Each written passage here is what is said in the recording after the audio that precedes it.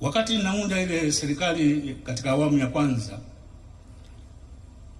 katika bunge kulikuwa na mawaziri wakuu wawili wastaafu, lakini wakachaguliwa tena kuwa wabunge.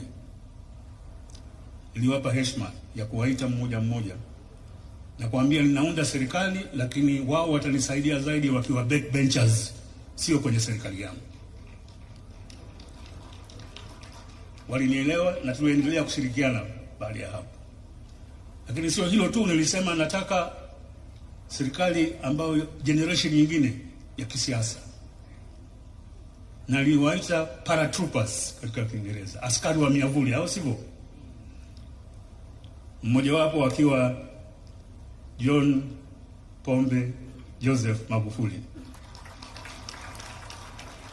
Ninajua mabadiliko makubwa aliyoleta kwenye ujenzi na mawasiliano. Watu wa kusini hawatamsahau kwa sababu ya daraja lile linaitwa daraja la Mkapa pale Rufiji. Kwa kweli lilistahili kuitwa la Magufuli, sio la Mkapa.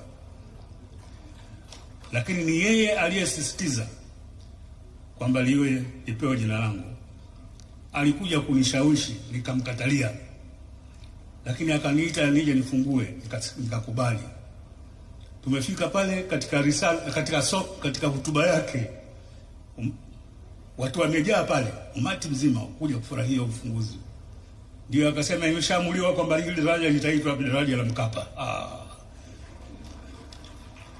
Akanikata miguu, sasa utaanzia wapi? Ndio maana niliendelea, lakini alifanya kazi hiyo. Wengi mtakumbuka hapa alivyobadilisha sura ya nchi yetu kwa barabara. Lakini vile vile ni yeye aliyekuja akaniambia, mzee, tukitegemea sana hawa wahisani, kasi yetu ya miundombinu, ujenzi wa miundombinu itakuwa ndogo sana. Kwa nini sisi wenyewe hatuwezi kuwathibitishia kwamba tuko tayari kusacrifice, kutumia mapato yetu wenyewe kujenga barabara zetu? Nikamkubalia. Tukaenda kwenye baraza la mawaziri,